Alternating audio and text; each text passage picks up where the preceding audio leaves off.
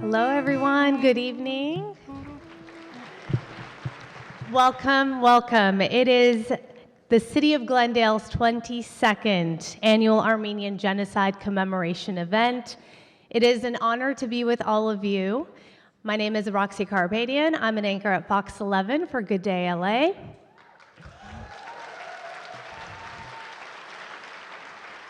And I will be your mistress of ceremonies tonight. By the way, it took me like 2 hours to get here. I should just move to Glendale. It would make my life so much easier with all of the events I'm here for.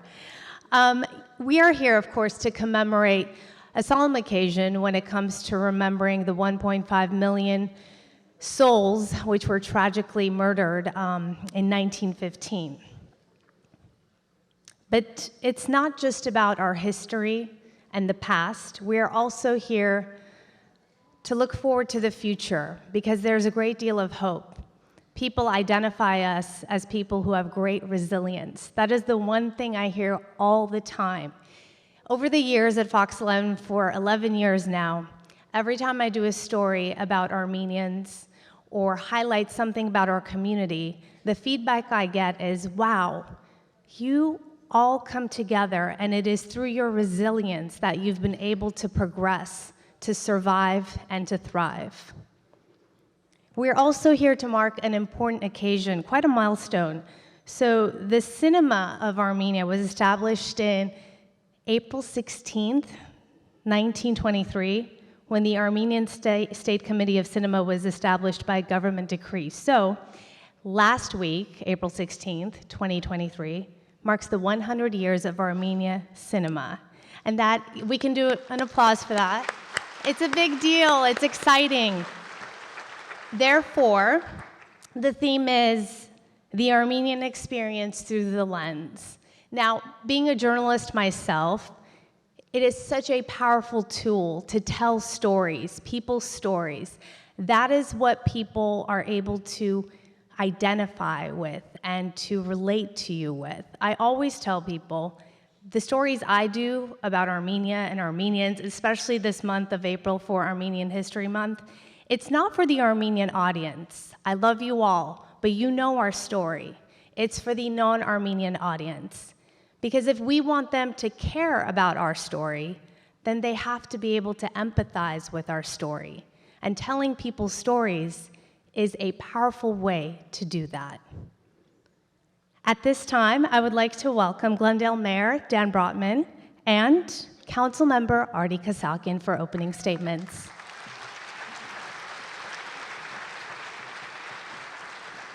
Thank you so much. Welcome, everyone. It's a packed house, although I can't really see you very well. Welcome to the 2023 annual Armenian Genocide Commemoration event at the iconic Alex Theater. My name is Dan Brotman, Mayor of the great city of Glendale. I'm so proud to represent one of the largest and certainly the most engaged and active Armenian communities in the diaspora. I stand here today in solidarity with all of you, with Armenia, with Artsakh, and with Armenians all around the world.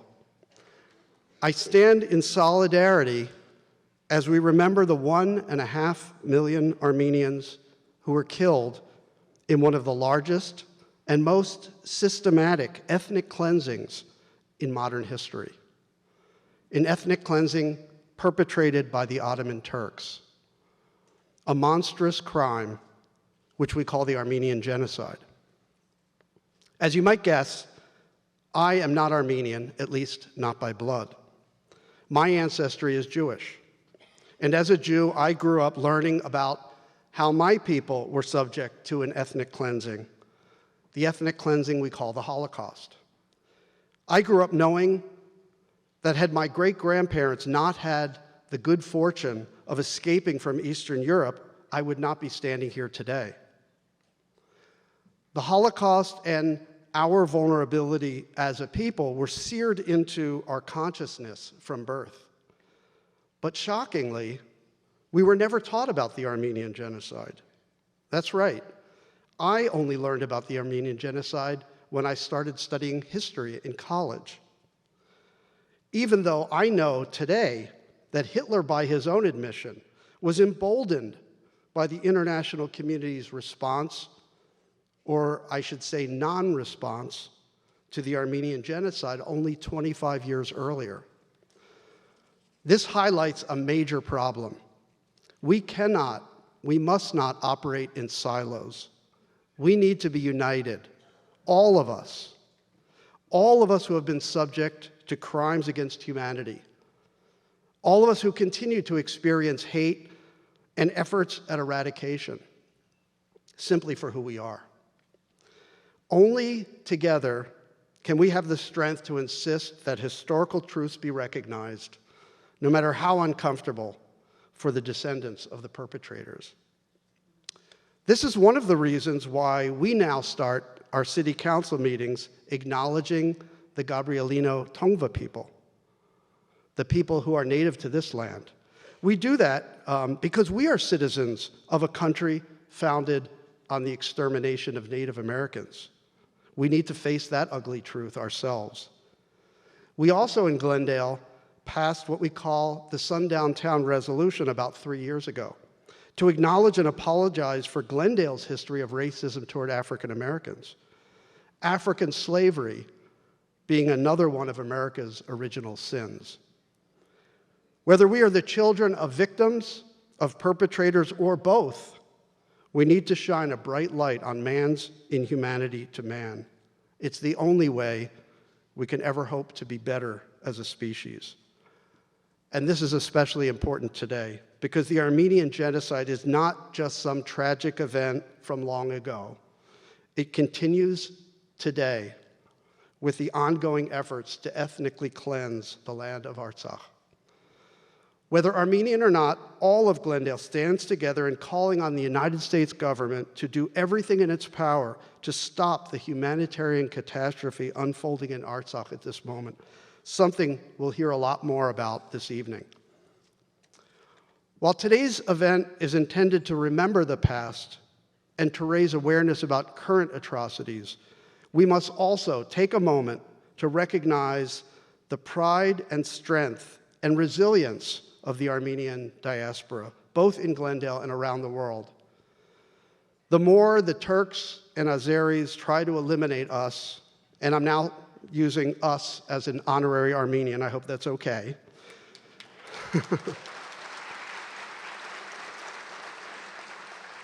The more they try to eliminate us, the stronger and more determined we get. This will not end well for them, I can assure you.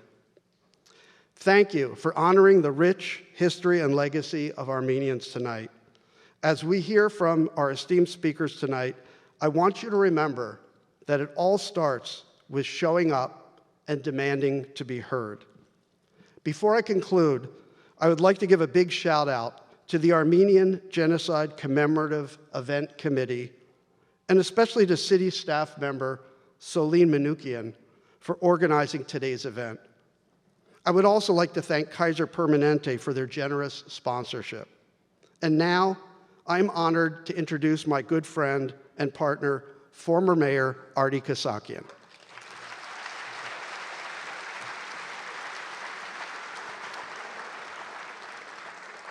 Thank you, Mayor Brotman. Thank you, everyone, dear friends. I want to thank all of you for attending the city's annual Armenian Genocide Commemorative event, organized by a dedicated group of volunteers, most of whom live and work in Glendale and have put in countless hours to make this evening's program possible. Of all the events the city helps put on each year, this is not only the most evocative, but also the one that has the greatest meaning for many of us who call Glendale our home. I'd like to thank Mayor Dan Brotman for leading the organizing of this event, of course, along with Solin Manoukian, who deserves another round of applause. Staff does tremendous work. And the support of my council colleagues, council members Elena Satrian, Paula Devine, and Ara Najarian. Please give them all a round of applause and recognize them. Without their hard work and support, this event would not be possible. But let me single out the committee members, and if you are here, please stand when we call your names. Hasmik Burushian, Dr. Vivian Ekcan, Ronnie Garibian, Arlette Derhovanesyan, Armen Karolanyan, Vartan Kerasimyan, Solin Manukyan, Anahid Oshagan, Maria Sahakyan, David Samuelyan, Miles Williams, Nora Yakubian, Krikor Yeria Moloyan, and Sevana Zadorian. Please give these individuals all a big round of applause.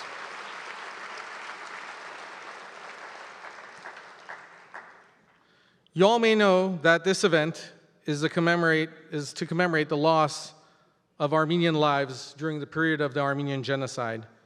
And you may even have some historical context before this evening, having either attended another event, spoken to an Armenian American who shared their family's experience with you.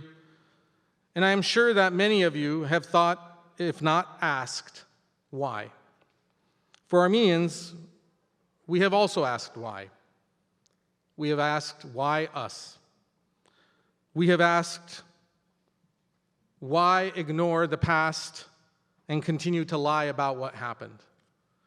There are Armenians who survived who asked, why did I survive while so many others perished?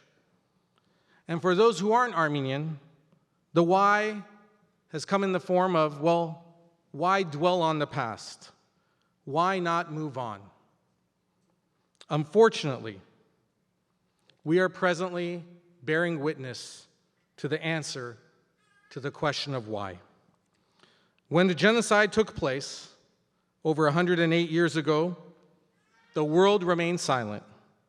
Those who were tried in court and deemed guilty of this planned Holocaust escaped punishment. The world continued to remain silent and forced Armenians to protest, to rise up wherever our communities were, simply to validate the historical facts of what happened, to be witness to what happened. Today, we see that that silence of the world has emboldened the very same countries, the very same nations that tried to eradicate the Armenian nation to take another attempt at genocide. Thousands of miles away in the mountains of Artsakh, as we speak, families are surrounded by the forces of Azerbaijan and so-called environmental protesters who are engaged in a modern-day siege. Their goal is to either starve or force out the people of Artsakh from the lands they have lived on for thousands of years. Today's event is as much about the past as it is about the present day, and it is a prayer of hope for the future. A hope that the world will no longer remain silent, a hope that people will awaken to what is happening to the Armenian people in Hayastan and in Artsakh, a hope that we will come together as a city, as a state, as a nation to speak out against hatred wherever it manifests itself, and a hope that we will never forget. We must remember we have no other choice. Forgetting means that those who tried to erase Armenians from the face of the earth have succeeded. And the truth is powerful. It can stand alone, but it is stronger when more and more people speak it and bear witness to it and spread it. Gandhi once said that even if you're a minority of one, the truth is the truth. And the truth cannot remain in the shadows. It must be brought out into the light, and when it is revealed, it will set us all free. Ladies and gentlemen, I'd like to ask you to turn your attention to the screen where we have messages from our elected representatives, the folks who stand with us in the trenches as we fight for truth and justice, here in the city of Glendale, here in the state of California, and in Washington, D.C. in the halls of Congress. Thank you very much.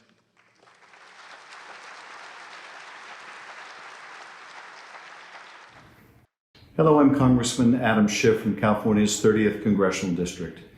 Thank you for welcoming me. 108 years ago, the Ottoman Empire undertook a systematic effort to destroy the Armenian people, ultimately murdering 1.5 million innocent men, women, and children in what became the first genocide of the 20th century.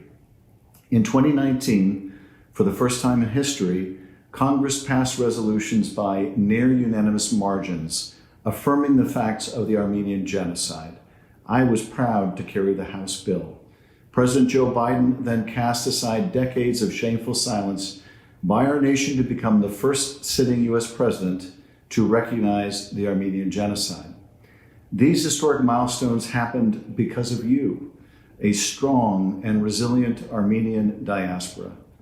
But we know the danger continues now more than ever, because today the Armenian people are still under attack, including the many who died in Artsakh, the thousands who were forced to flee unprovoked aggression by Azerbaijan and Turkey, those who remain prisoners of war or live in fear of another invasion, and those living in critical conditions because of the ongoing blockade of Artsakh. We cannot allow these crimes to go unrecognized. The United States must fully step into its role as a defender of democracy and support the right of the Armenian people to live in their homeland peacefully, securely, and freely. We must end aid to Azerbaijan and bring those responsible for war crimes to justice. I will not rest until we bring a lasting peace to Armenia and Artsakh, and I will always stand with the Armenian people as they face these challenges with faith, strength, and unity. Thank you. Hi, I'm State Senator Anthony Portantino, and I'm here to remind all of us that we have a moral obligation to not only condemn all genocides, but also to hold perpetrators accountable. That's why it's important to commemorate the Armenian Genocide and continue to demand justice. Sadly, the cycle of intergenerational trauma continues. While Armenia and Artsakh have tried to recover from the brutal 2020 war, attacks on the border have not stopped. The current illegal blockade of Artsakh, the imprisonment of Armenian POWs and civilians, and the systematic destruction of Armenian cultural and religious sites is part of Azerbaijan's ongoing and brutal campaign of ethnic cleansing against the indigenous Armenian population of Artsakh. Earlier this year, I was pleased to work with the Armenian community to lead efforts calling on the White House to take action against Azerbaijan by immediately ending military assistance and requesting that emergency humanitarian aid be delivered to the people of Artsakh, who have been devastated by Azerbaijan's blockade since December 12, 2022. Now, California is home to the largest Armenian American population in the country, and they have made significant contributions to the 25th State Senate District and this great state. I am honored to represent this vibrant community and stand in solidarity with all those who continue to advocate for peace and justice. Thank you. Hello, everyone. I'm Assemblymember Laura Friedman, proudly representing California's 44th Assembly District, home to the largest Armenian American constituency in the nation. I'm proud to join you this evening to commemorate the 108th anniversary of the Armenian Genocide. Tonight, we honor the lives of 1.5 million innocent souls who were murdered by the Ottoman Turkish state solely because they were Armenian. We've come a long way in terms of fighting for recognition and education here in California, but there's still so much work to do. Turkey and its ally Azerbaijan continue to deny the Armenian Genocide. In recent weeks, Turkish and Azerbaijani leadership have made hints at erasing Armenia from the world map. And while the Armenian Genocide occurred over a century ago, the wounds have not healed because justice has not been served and reparations have not been made. Instead, genocidal and hateful acts are occurring to this day. Since December 12th, the people of Artsakh have been living under a blockade by Azerbaijan, backed by Turkey. The region's 120,000 Armenians have been living off rationed food, medicine, electricity, and gas. Farmers who work in the fields are being shot at, and their machines are being damaged, all towards the goal of denying the Armenians their source of food and income, a slow and painful attempted genocide. So tonight I ask that we renew our efforts to collectively remember the genocide of the past, and that we work today to prevent another one from occurring on our watch. Thank you. Hi, I'm Assemblywoman Wendy Carrillo, proudly representing the 52nd Assembly District, which includes the communities of Northeast LA, East Los Angeles, and the beautiful city of Glendale, with its blossoming and thriving Armenian American community. California is a place rich in culture, ever strengthened by the contributions of its many people who brought their traditions and wisdoms to our beautiful state, making it a better home for everyone. The adversity faced by the Armenian people defines the very meaning of resilience and perseverance, which inspires us all.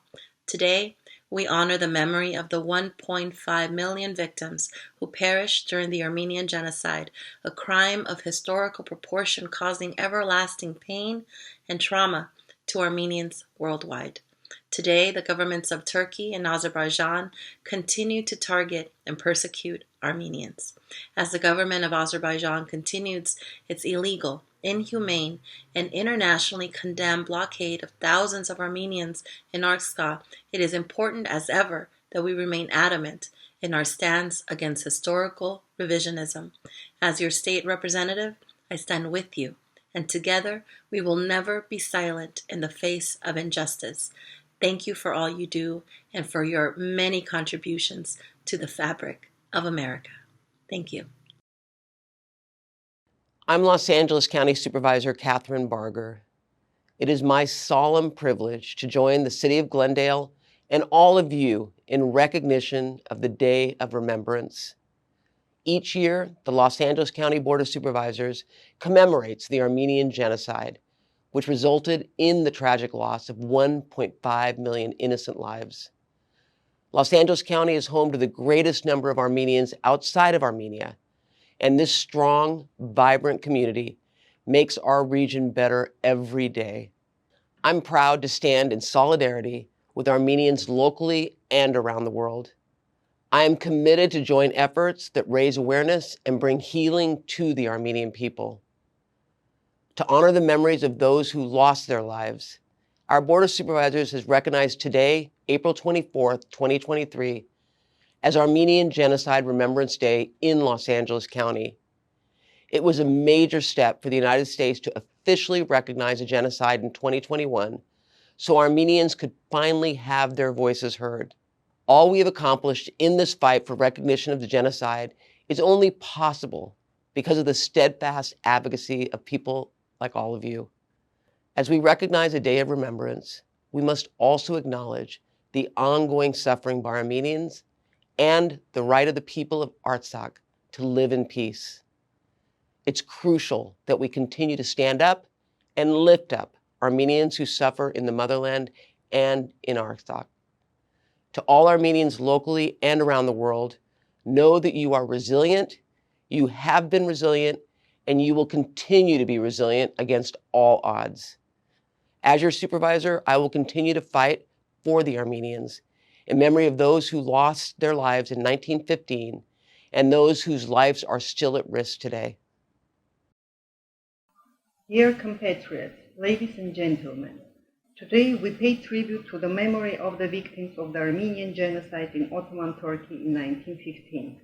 108 years ago, as a result of unprecedented and pre-planned mass atrocities, around 1.5 million Armenians living in the Ottoman Empire were massacred and hundreds of thousands were deprived of their economic, educational, and spiritual property.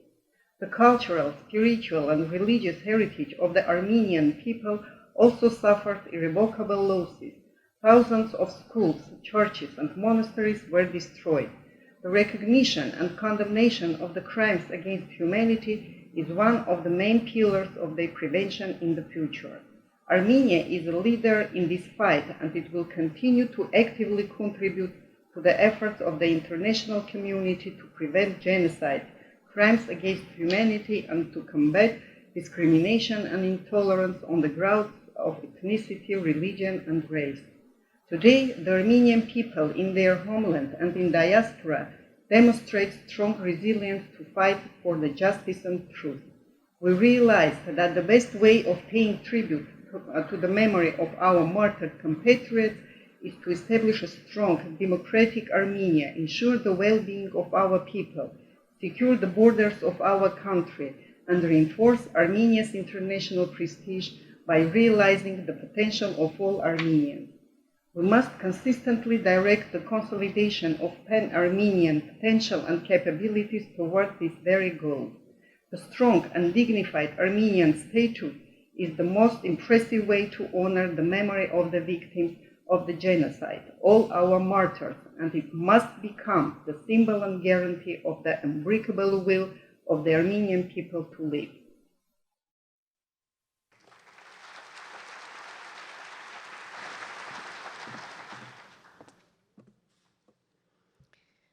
When we were driving here on our way, I was thinking about how much has happened in just the last few years. And it's been a difficult time for our community. I know pretty much everyone in this room can relate to the fact that in 2020, most of us couldn't go to sleep at night. We would wake up in the middle of the night dreading that we would pick up our phones, scroll through Instagram, and at the horror we would see. We had this sick feeling in the pit of our stomach. It was difficult just to function. Maybe you even had a sense of guilt because you were in the safety of your home in this amazing country. It was a very tough time.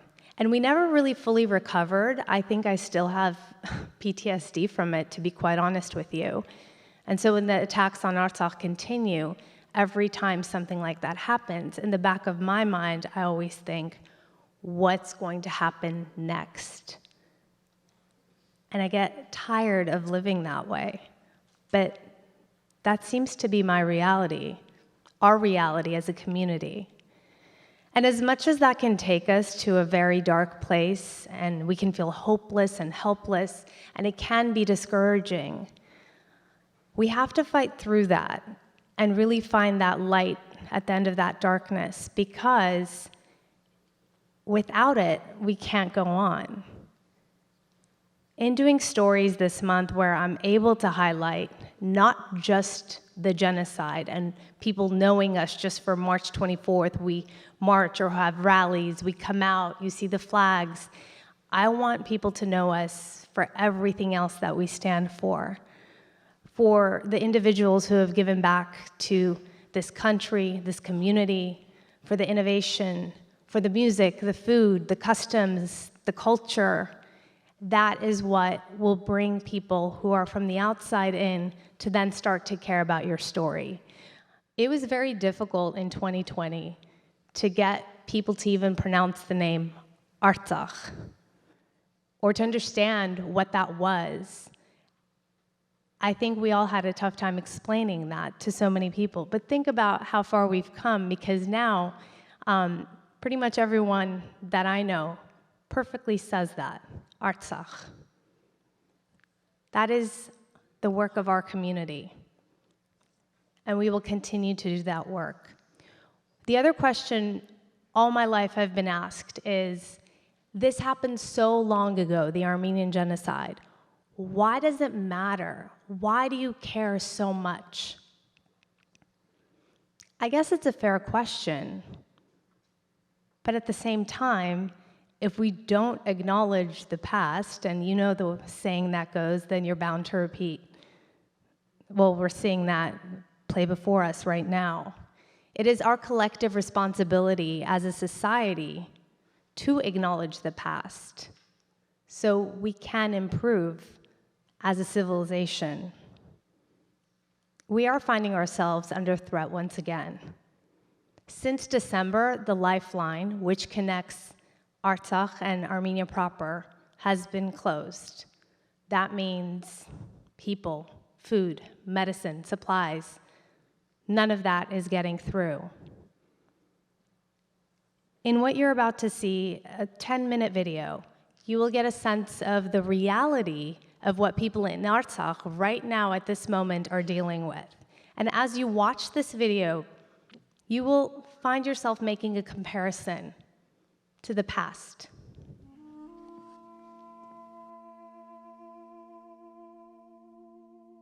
One of the oldest Christian cultures in the world, Armenia faces a potential human tragedy as tensions rise with the neighboring country of Azerbaijan. They are running out of essential supplies because the only road in has been blockaded for nearly a month. For 46 days, the government of Azerbaijan has forcibly cut off 120,000 ethnic Armenians in the Republic of Artsakh.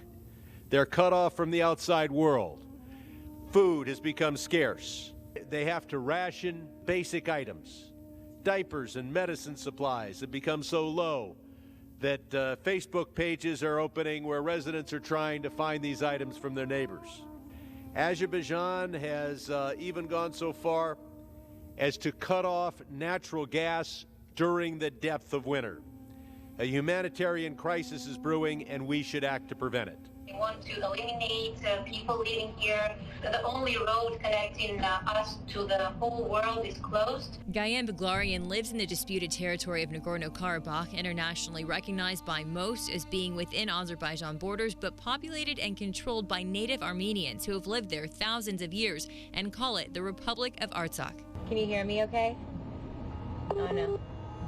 Our call drops as yet another power and internet outage hits. What just happened? We have no light. And how often is that happening? Several times per week. She says the situation's more dire by the day, especially as her 4-year-old daughter Monica needs to leave the region for cancer treatment. I'm being really concerned about my child because she cannot eat healthy food these days. There's no food actually, like no vitamins, no fruits, no vegetables. We remain deeply concerned about reports of continued attacks along that border, including reports of shelling and significant damage to civilian infrastructure. Here locally, Monday night, a group of Armenians blocked traffic in downtown LA, begging for the world to pay attention to this humanitarian crisis. This is now a time for everyone in the world to turn their attention to what's happening, to really take action against the government of Azerbaijan and what they're trying to do to ethnically cleanse Armenians from their indigenous lands. Artie Kasakian, mayor of Glendale, established a sister city relationship with Martuni and Artsakh this year because of the very large diaspora. He says the most recent bout of violence is unlike any war or clash in the past. It's very difficult as a city leader to see our residents walking around somewhat in a daze and shock, upset. If you have Armenian friends or Armenian neighbors, know that they are not okay. Azerbaijan's foreign minister says Armenia provoked this, claiming Armenian troops planted mines and fired first. But several U.S. representatives are now coming to Armenia's defense. Congressman Adam Schiff calling this an egregious violation of the ceasefire and direct attack on Armenian sovereignty. Back in 2019, we saw the United States provide over $120 million in military assistance to Azerbaijan, which undoubtedly emboldened and enabled the regime's assault on Artsakh back in 2020. But even though President Biden criticized the Trump administration's decision to allocate this aid to Azerbaijan while on the campaign trail, since coming into office, he has now twice reauthorized U.S. military assistance to Azerbaijan. This is absolutely disastrous. U.S. taxpayer dollars should not be going towards supporting and aiding a corrupt dictatorship that is attacking innocent civilians in Armenia.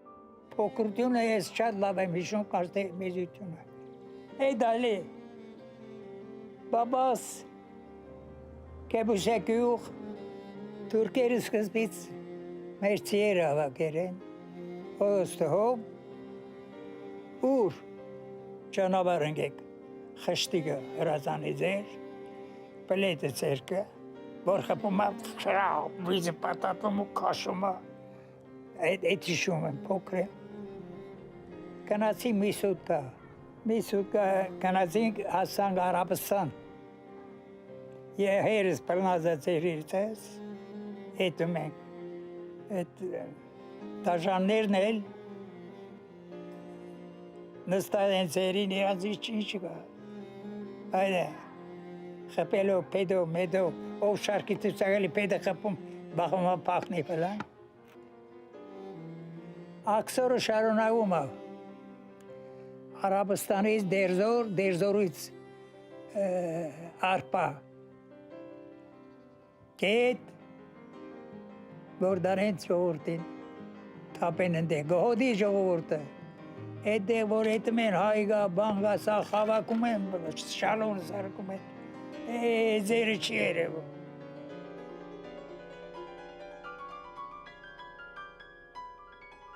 Որ կաղդվել ենք 8 տարեկան համարը ըննի մեջ եմ եղել Են էլ թուրքերի հորը սպանին մնացինք ես մերս երկու աղբեր Սպանում էին, պռնում էին, խուզարգում էին, ամոց բռնապարում էին Ամեն ինչն է տեսել եմ, ամեն սովամա ենք, էտ մենք հատ ենք, ուզում հատել չենք տալում Ինչ ենք, բոբիկ, տգլիկ, սովար, տարաման ենք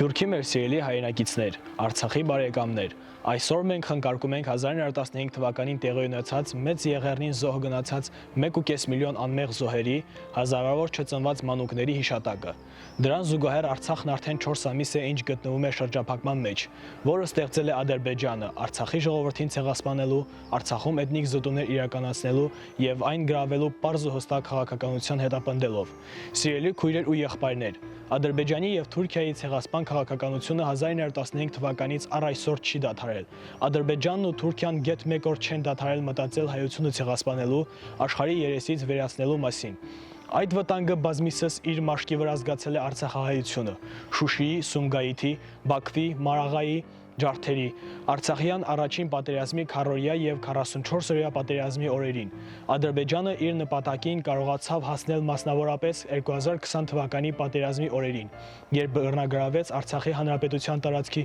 75%-ը, տեղահանվեց եւ ունեզրկվեց ավելի քան 30,000 հայ, սպանվեցին ու խոշտանգվեցին 5,000-ից ավելի երիտասարդ տղաներ։ Չնայած 2020 թվականի պատերազմում կրած տարածքային ու մարդկային անդառնալի կորուստներին, չնայած դաժան ցավին, որն այսօր զգում ենք, Արցախի ժողովուրդը վերադարձել է ու ապրում է Արցախի բզգտված ու վիրավոր հողի վրա։ Թշնամու դիրքերից ընդամենը մի քանի մետր հեռավորության վրա հայ մանուկը հայոց լեզու է սովորում։ Զգալով այն նույն վտանգը, ինչ 1915 թվականին հայ մանուկները Երպանապատի ավազների վրա էին հայոց այբուբենը սովորում։ Հարգելի հայրենակիցներ, ցեղասպանության վտանգի տակ է Արցախի ժողովուրդը, որը ձեզանից ցեղասպանության ենթարկված հայության ժառանգներից ոչ ոք ավելի լավ չի հասկանա։ Վտանգի տակ է Հայաստանի Հանրապետությունը, որին սպառնում է Ադրբեջանը իր ամենօրյա սպանություններով ու տարածքային առաջխաղացումներով։ Հավատացած եղեք, որ առանց Արցախ Հայաստանի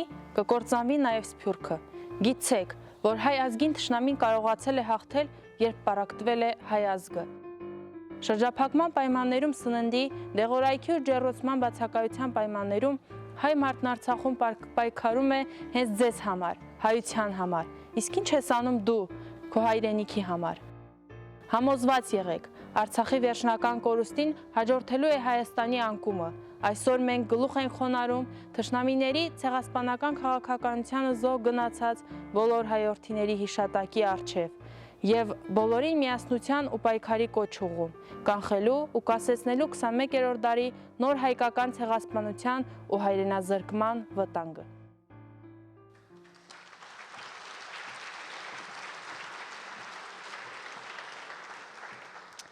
Our next speaker is a talented director and producer who for over 15 years has directed and produced lengthy feature documentaries, some series, some shorts. She's done a great many things, and this is truly her passion and driving force. And she's found a cause and a voice and is using her platform to tell some really powerful stories. Ina Sahakian directed Aurora Sunrise, Armenia's official submission to the 2023 Academy Awards for Best International Feature Film. Please put your hands together for Ina.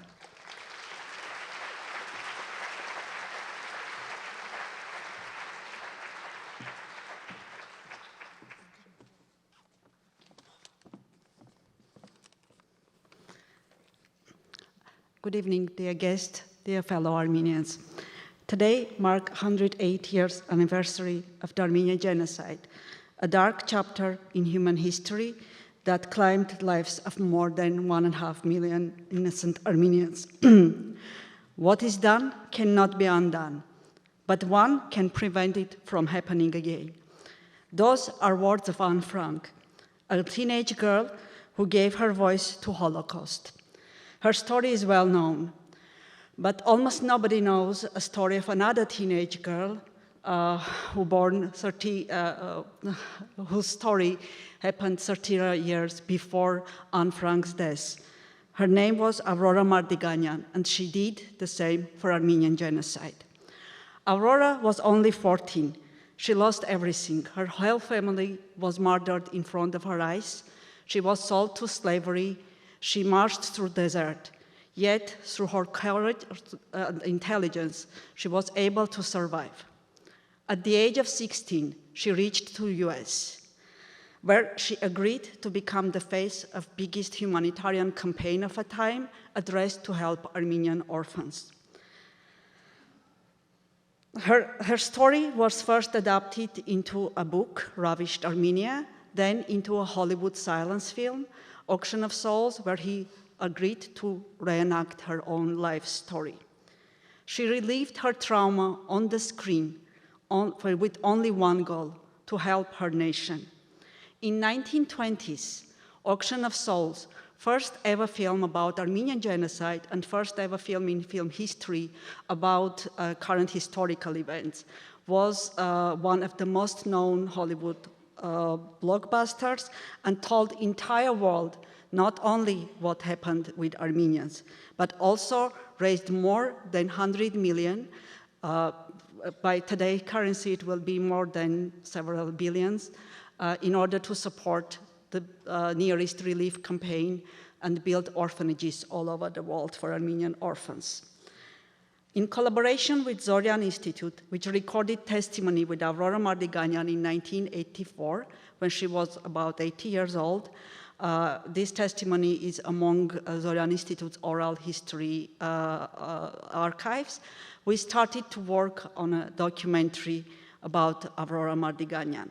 It took us more than 7 years to recreate Aurora's story with using her testimonies, pieces of her lost epic film. Only 18 minutes of that film survived, and vivid language of animation. Aurora Sunrise, our film, has been presented in more than 40 festivals, translated more than 20 languages. We won many awards, including important awards at human rights festivals. Today, I would be happy to show you only 10 minutes from this film, but this August, it will be in theaters in US, and I encourage you and your non-Armenian friends to come to the theaters and to watch it. Aurora's story happened 100 years ago, but today our homeland is in danger of genocide again. The only road to Artsakh has been closed for more than 4 months, and yesterday, as you may heard, military checkpoints were already established. This puts 120,000 of our fellow Armenians in direct danger of ethnic cleansing again. We must work tirelessly to ensure that genocides are never allowed to happen again, as Anne Frank was mentioning. As we honor the victims of the Armenian genocide today, let us also to remember the survivors, like Aurora Mardiganian, who refused to be silenced. Her courage and determination should be an inspiration to all of us, a shining light of the power of the human spirit in dark times. Never forget. Thank you.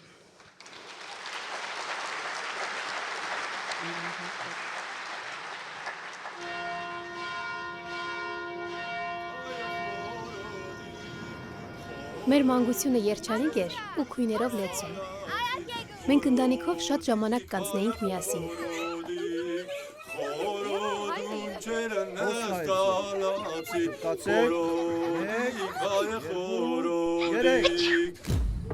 Savaş bize yaklaştı.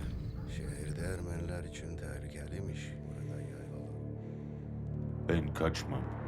Evden çıkın, acil.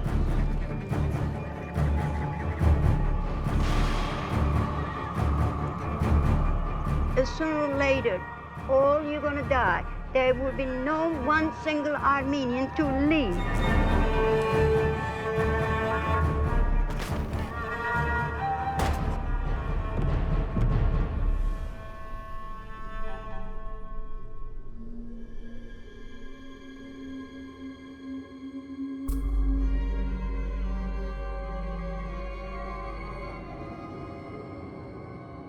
Ես չէի գրներ հոս մնալ։ Ես այլևս պիտի չցկեի, որ զիս ողջ բռնեն։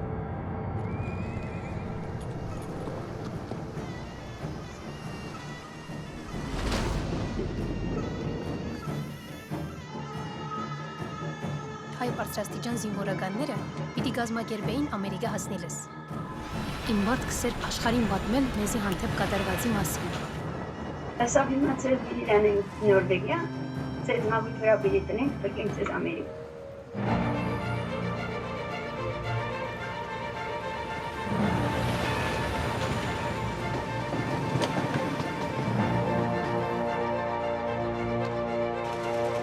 You cannot possibly imagine how important your story is.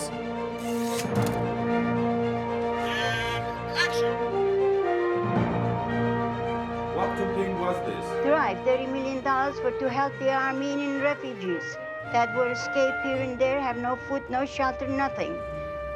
Ես ընդամենը 17 տարեկան էի, երբ հոլիվուդյան աստղ դարձած էի, բայց դերասան չէի գրծած դառնալ։ Ես դեռ չէի խաղար։ Ես կվերապրեի։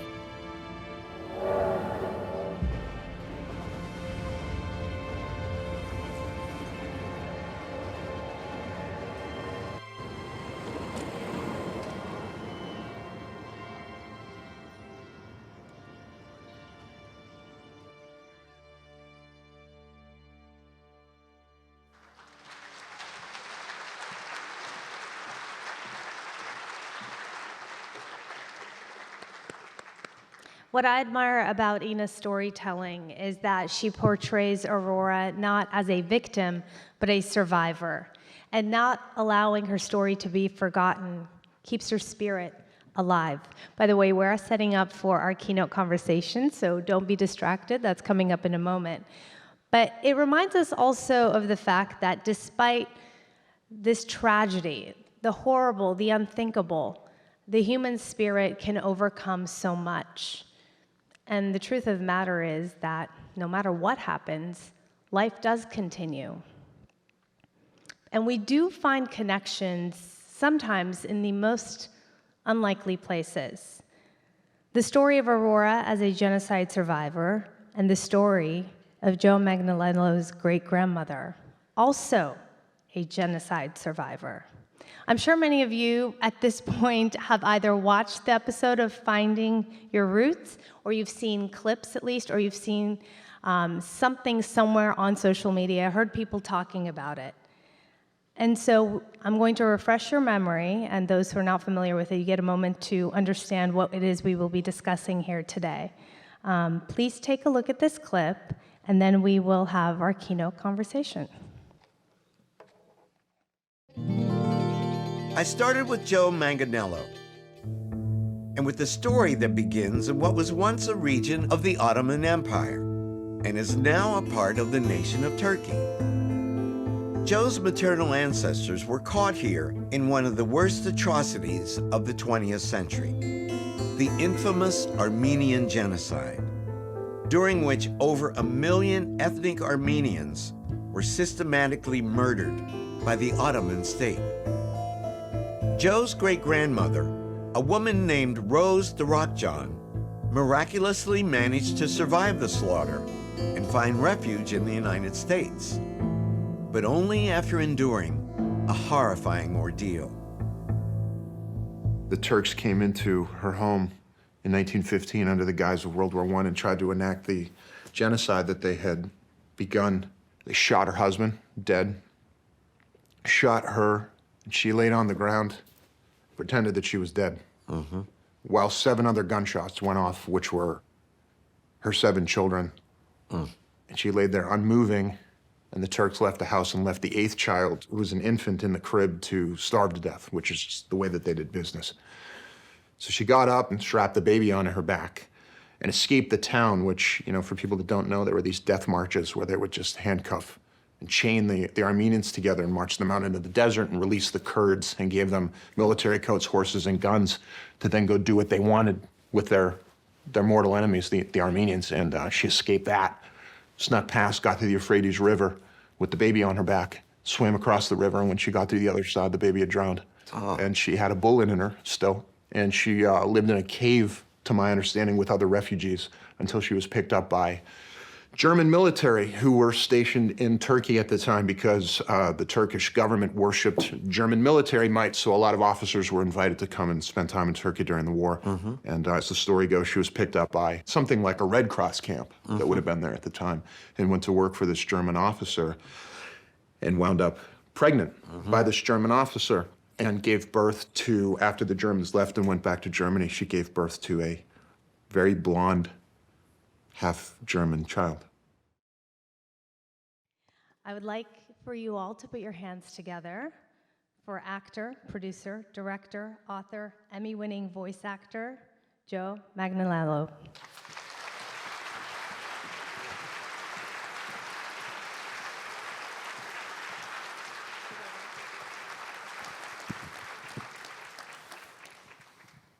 Hi, everybody. Welcome. Welcome, welcome. Nice to have you here Thank in you. Glendale. Really nice to be here. Thanks. Yeah, 22 years ago, around that time, I actually, I would go and protest outside of the Turkish embassy. So my brother and I would go down, once he moved to LA, we would go down together and we would actually protest. Really? Yeah. 20 years ago? Yep. Wow. Yeah. That was one of my questions, was how much of your Armenian identity you have felt compelled to fight for the cause.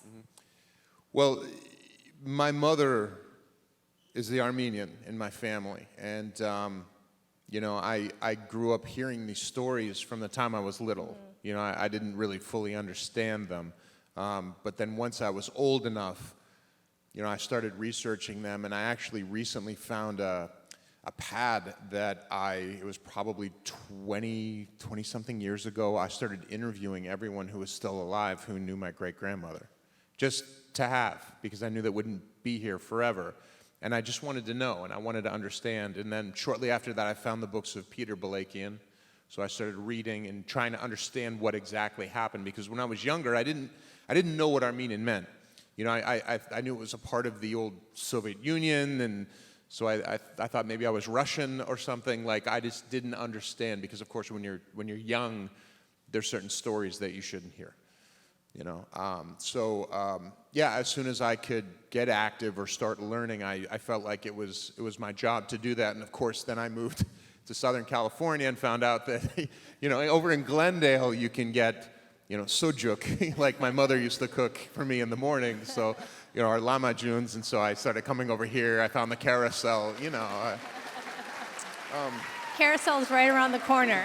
Yeah. The next block over, right, yes. Yeah. And that's the thing. And what I did realize about that, which the mayor commented on, was when you have a diaspora, when you have a displacement of a group of people, it then gets kept alive through food, through culture, through language, through religion. So the idea that my great-grandmother escaped and took that with her, I understand why it was so important for her.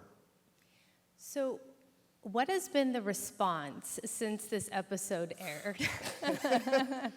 Well, it seems like, at least on a weekly basis, I'm meeting a lot of Armenians now.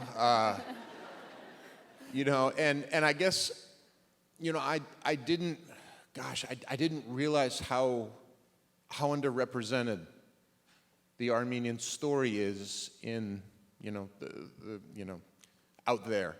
I didn't realize how me telling my great-grandmother's story, just simply, she survived, therefore I could be here today to tell her story and say her name and have a show like, Dr. Gates' show, Finding Your Roots, to have them actually have the ability to help me tell her story. I didn't realize how many of those stories haven't been heard and how many people don't know the story of the Armenians. And of course, there is that 1938 quote from Hitler.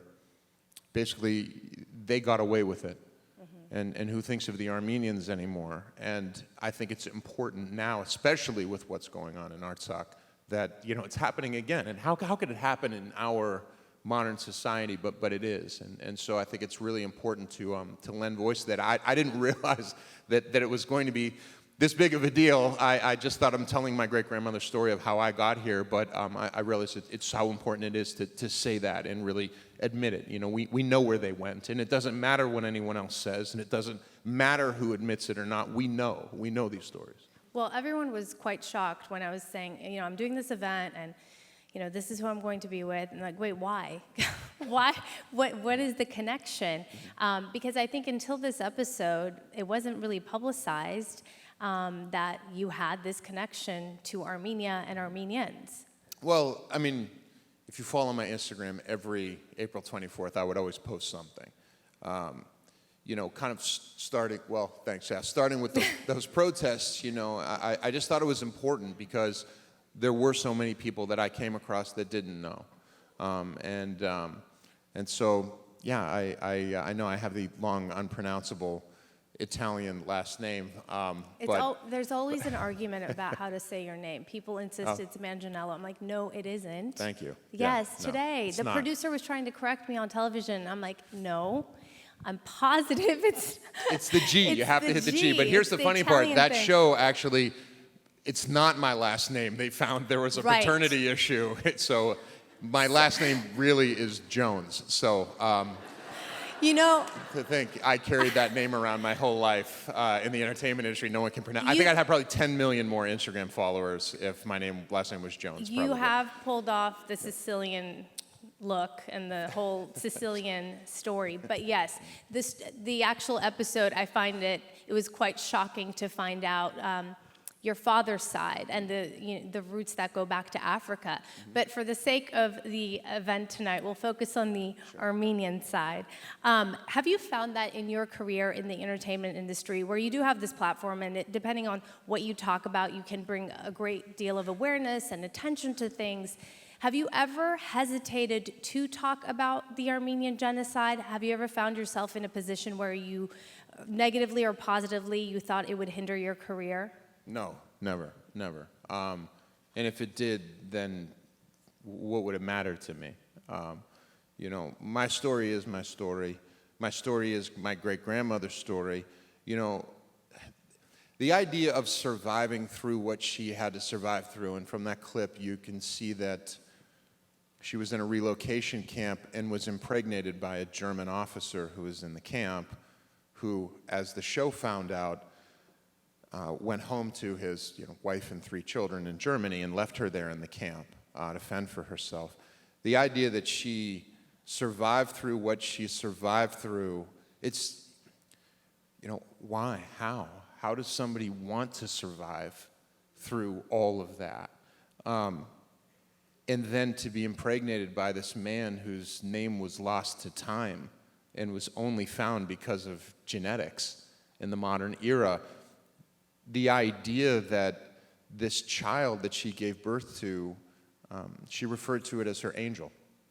It was, as tragic as the story is, that child became her reason for surviving, her reason to live on. And then, of course, you get my mother and her sister.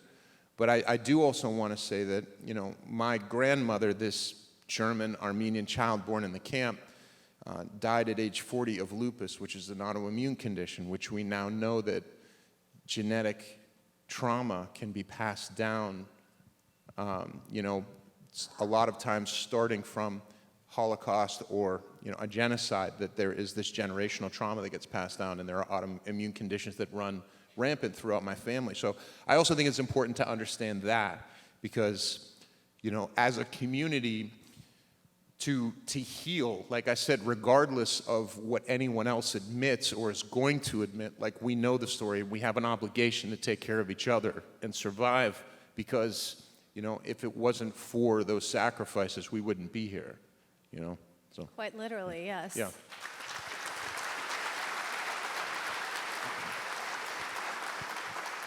I find it remarkable, just the process of tracing the DNA. Can you talk about that? Actually, I was curious, how long was that process when you did, agreed to do the show, and then they came up with all of these answers? Yeah, well, for about 10 years, I was trying to get on a genealogy show, and none of them would take me because I was Armenian, and they knew that they were going to run into some sort of wall. That they just thought, there's no way we're going to be able to do anything for you. So why try? Now, after 10 years, Dr. Gates' team finally came back and said, okay, we think we might be able to do it now. We think the technology is at the place where we think we could handle it. They also have this world-famous geneticist named Cece Moore, who's responsible for solving over 250 cold cases. And she's constantly just working on cold cases for law enforcement. And with her help, they went in, they started working. It wound up being a 10-month process. But I want to say that after about 6 months, they came back and said, because the pandemic hit, they said, we don't think we're going to be able to do anything. There are records we're not going to be able to get into in Istanbul. We're sorry, but let's check back in a few months and see if things open back up. And sure enough, they did. They called back a few months later. They said, okay, we have some things. And then Cece went to work, and they called back a few months later and said, we're ready. Yeah, no. Took a long time. It took 10 years for the technology to get there, and if it wasn't for just this moment in time, my career being where it was, and persistence, none of this would have been possible. Why was it so important for you to find out what was in your past? I guess it's just seeing my mother and my aunt struggle with the fact that they never knew who their mother's father was. My grandmother never knew who this German was and wanted to know. And I guess my great-grandmother, when she escaped, she had a, I don't know, it's like a sheet that would be tied up with her belongings in it. And she would never talk about what went on with the genocide. She had scars on her forehead, and I guess she said that the Turks had tar balls with nails in them, and they would whip her in the head, and that's how she got that. But that's kind of all she would say. And she would read the Armenian Orthodox Bible front to back, front to back, front to back. And she said that she would have a dollop of butter in her coffee. That was like a tradition. She had one cigarette at night, one glass of whiskey at night. She loved perikomo. She said perikomo, and and that she was she landed in Worcester, Massachusetts with my grandmother after the war, and they hid in the streets for about 3 years. She wrote an SOS letter to her sisters that Finding Your Roots actually found in Armenian. You know, if anybody can find my 3 sisters, please, I need help. And they got her money, and she came over on the ship. And the picture that they show is actually her holding my grandmother as they're about to get on the boat to come to America. And she landed in Worcester, Massachusetts, and was married to this Armenian man right away. They said that she was magic, that she had powers. So people would line up on the porch at her house in Worcester, Massachusetts, rather than going to the doctor. There would just be this line outside. And she had all these cures. My mother, now if you talk about like generational trauma, my mother had a panic disorder growing up. So during like thunderstorms, my mother would panic. And when the old woman, her grandmother, would come and stay at the house, she would sleep on a daybed in the living room. And my mother would run under, thunderstorms and would hide under the daybed. And the old woman would get out of the bed and would pull my mother out across the hardwood floor and would stand her up. And she would get down on her knees and hold my mother's waist and would start rocking her by the waist and chanting in Armenian.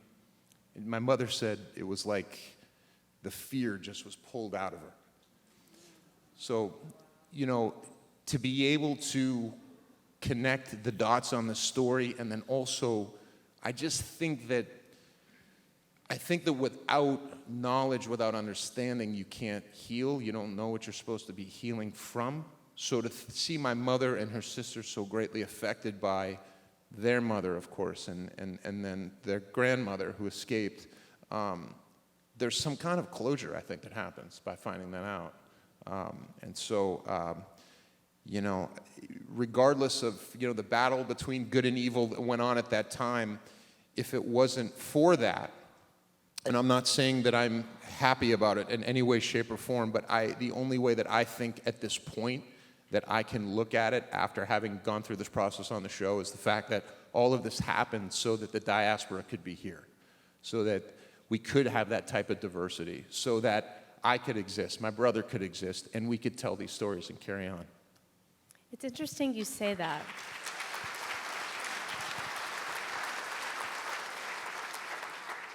In doing stories about the genocide, sometimes around this time of year, I get very sad and takes me to a pretty dark place, especially when you're looking at these pictures and there's children and their lives were tragically cut short. And I had that kind of like a realization, I think it was last year, where all of a sudden this little girl's face I'm looking at and I realize, wait a minute, I'm here right now to tell your story.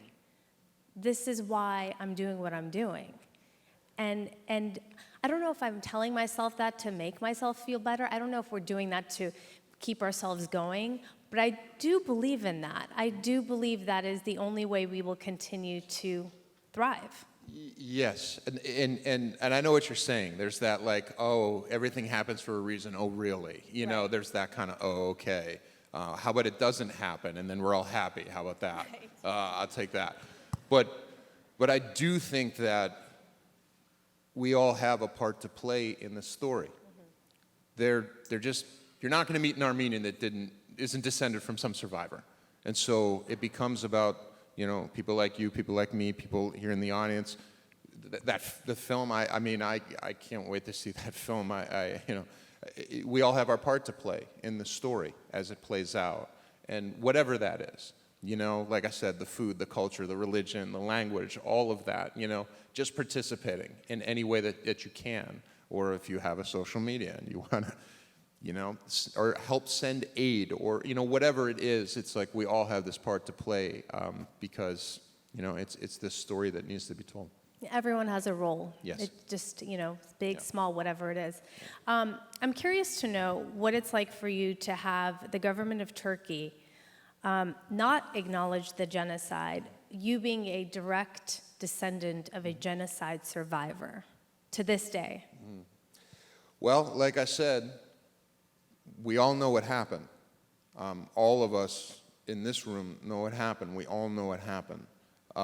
You asked me if I was afraid. No, I'm just telling the truth. I'm just saying what happened. So,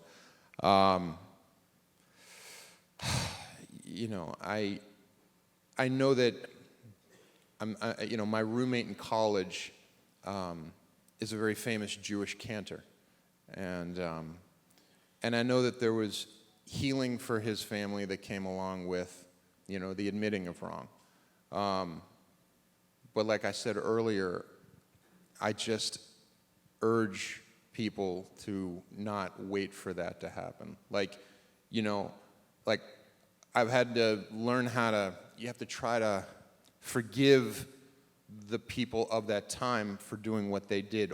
I mean, and of course, what makes it worse is that it's happening again. There are atrocities that are happening again. We can't forget, but I think it's just, you know, for the community, at least for me, for my family, it's a matter of what can I do, okay, and then to try to, you know, like I said, we know what happened. There's no question about that. I'm not waiting for someone to admit that. Like, it happened. So it doesn't matter to you whether or not, in the end, you know the truth, you're saying, yes. and those who know the truth, but in denying the facts of history, it still perpetuates this ongoing... No, it's a slap in the face, and I mean, Right. does it make me upset? Of course it does. Does it make me angry to think about that? Of course. But, you know, at this stage in the game, it's like I said, we know where they went. I know where my ancestors went. I know that. And, you know, now it's up to me to tell that story to anybody who will listen to it. How closely have you been following the situation in Artsakh, and just your thoughts on the situation? I try to follow as much as I can. I have a friend who is kind of like my, I don't know, Armenian advisor, Serge Tankian from System of a Down. Okay. So as I'm sure most of you know.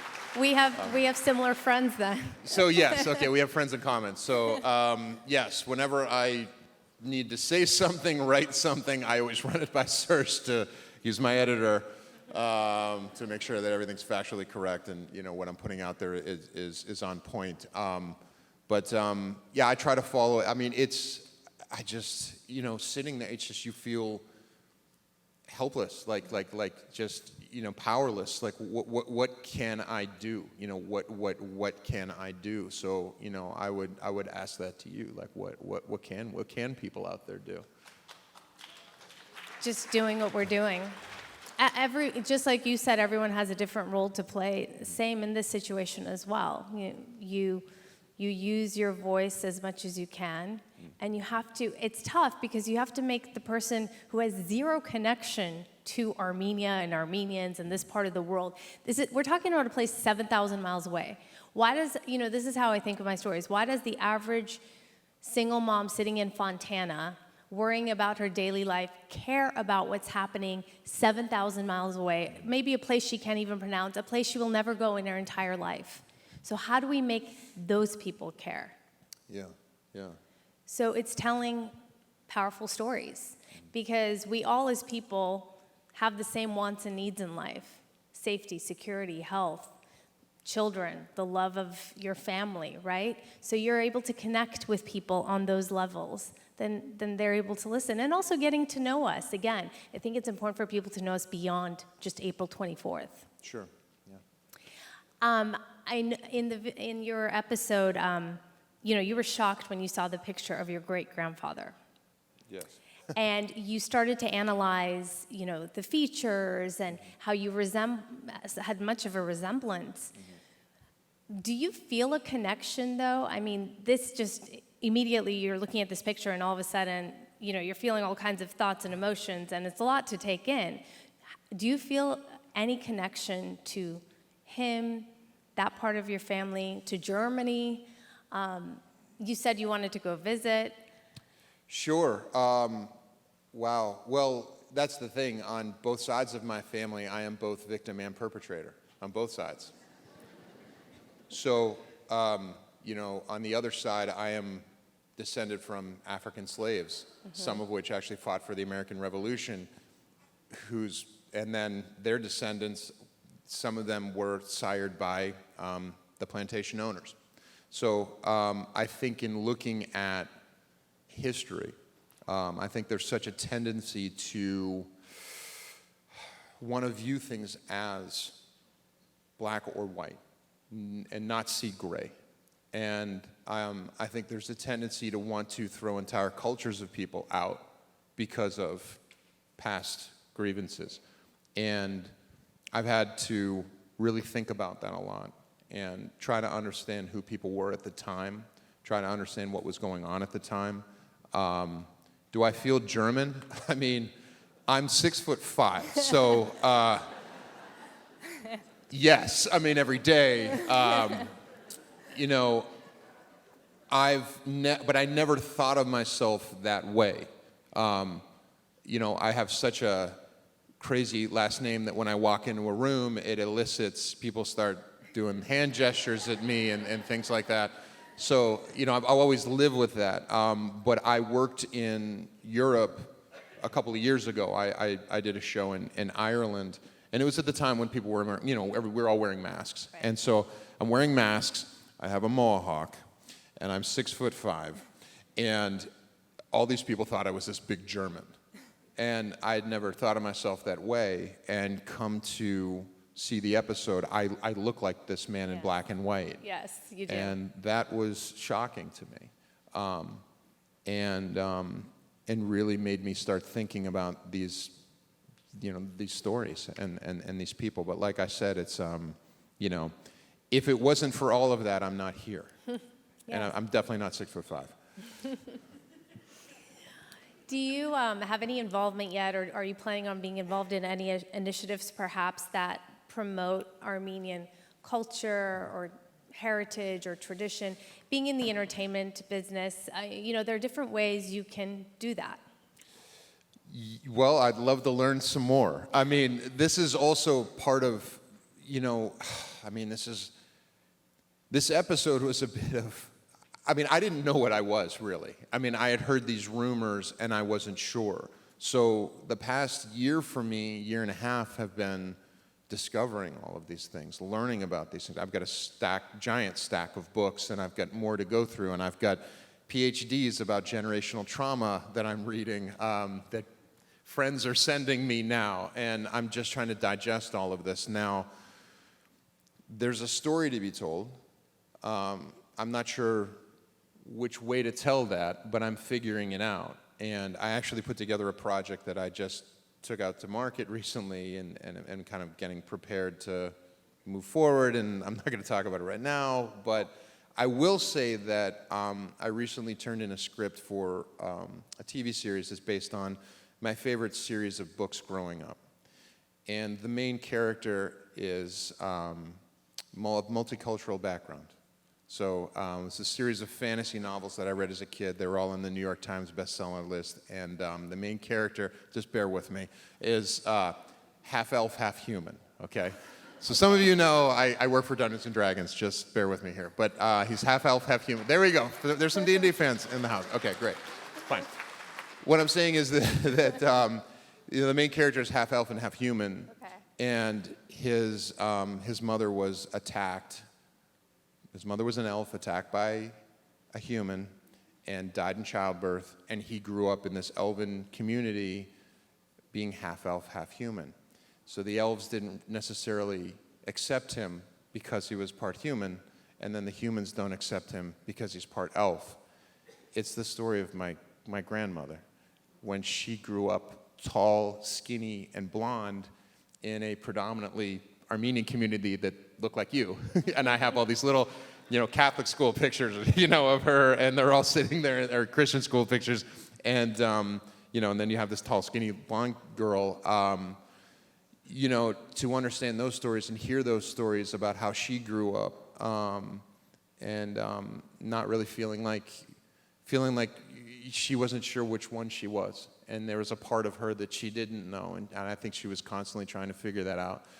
That then fuels this story that I then write, that is then powered by something that's real to me. Well, that's very much relatable. You know, it's very dark in this room, and I can't tell the age range, but I think a lot of people can relate to the fact that, you know, many have come here from Armenia, Iran, Lebanon, Syria, Iraq, wherever. and you assimilate, right, in this new country. You try to learn the language. If you grow up here, you start to become more Americanized. And then you're always kind of struggling. Okay, I'll speak for myself. There's always this balance and struggle of which am I, what am I, who am I? I'm this, but I'm that. I can be this, I can also be that. So you yourself have felt some of this? Oh, me personally, well, I just didn't know what I was. So you were just in a fog. Kind of. Yeah, I thought I was this. I wasn't sure what that meant, you know, and come to find out I'm all these other things. You know, I mean, there was, I know someone asked me about my 23andMe in an email, and it's like, my 23andMe was shocking, so much so that I called them and was like, surely there was a mistake. What was it? Well, it was like, I mean, it was less Italian than I thought. Okay. There was the Armenian, there was, my brother got more German than I did, so, and then I was like, more confused. Almost a quarter, like, British Irish. I think it just shorted out their system, Right. and you know, like, the percentages just, they didn't even know what to call me. So, like I said, it's been this big discovery process, but I think, you know, as an artist, what's amazing to me is that, you know, now I know, and now I can spend my time exploring all of those things and then finding ways to talk about them in different ways. Do you feel more complete? Absolutely, absolutely. It all makes sense. Like, all of it makes sense.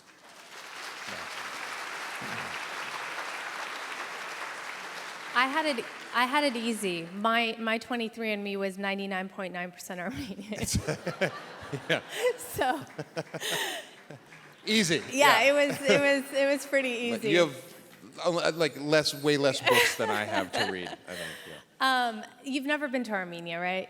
No, but this thing that I just pitched would take me there, and with my brother, yeah, so, of course. Okay. But what I would really, really love to do, and I don't know how possible it, but to go to Harput, which is, that to me, that's Armenia to me, is Harput.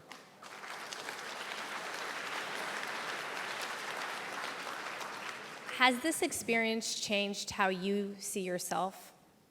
Aside from finding out who you are and the pieces of the puzzle kind of being connected, deep down in your core, has that changed anything? Do you find yourself being more attuned to certain causes, wanting to be more active in certain things, perhaps? Sure, yes. I mean, especially on my father's side, because a lot of that was a shock. When you find out your father's father was not his father, well, then who is it? Right. and where did he come from? So that was more shocking. I think as far as my mother's side, it affirmed everything that I did think. Everything that I thought was actually what it was. And, you know, there's that saying, like, if your mother's Jewish, you're Jewish. Yes. My mother was Armenian. And so, you know, I grew up with, yeah. That's the food that I grew up with. You know, I grew up with grape leaves. I grew up with lamajuns. Like I said, there was sujuk and eggs. I grew up with pilaf, and, you know, I mean, and tabbouleh, which it's not my thing. I don't know. Like it's a hit and miss. It's a little tart for me, yeah. but, you know, Yeah. I ate tons of it growing up. So, you know, and just being around my mother, that's what she cooked for us. And, you know, when my father was away at work and we were spending summers, like, that's a lot of the food that we ate. You know, I visited the Italians, of course, but when I was with my mother, the majority of what she cooked was Armenian. So I grew up with that food. So that's not surprising to me. If anything, it just kind of reaffirmed, like, yeah, of course, that's what I am, yeah. All right, so as we start to wrap this up, I'll ask you two last things.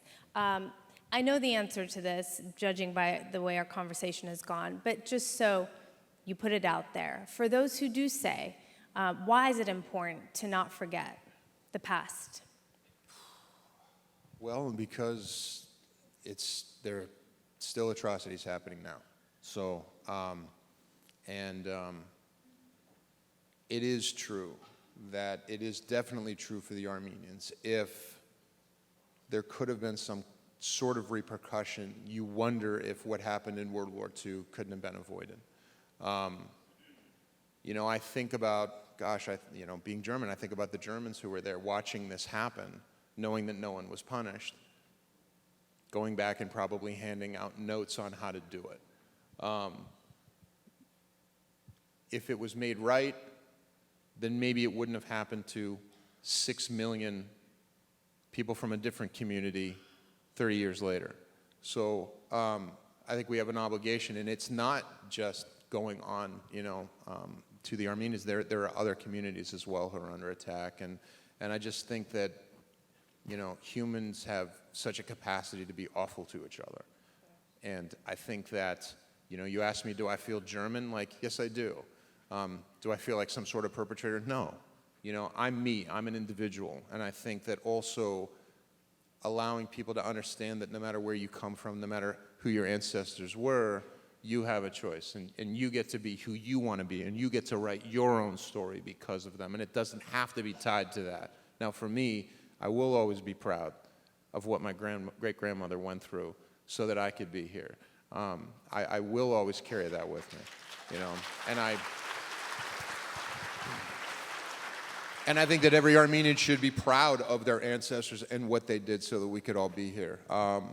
You know, but with that said, like, we all have our own choice. And it doesn't necessarily have to be tied to where you came from. That was a really good answer, so I think I'm going to end it there. Unless there's anything you wanted to. No, that's it. Thank you so much thank you, Nora, for asking me to be a part of this. Thank you. Thank you. Thank you all. Thank you very much.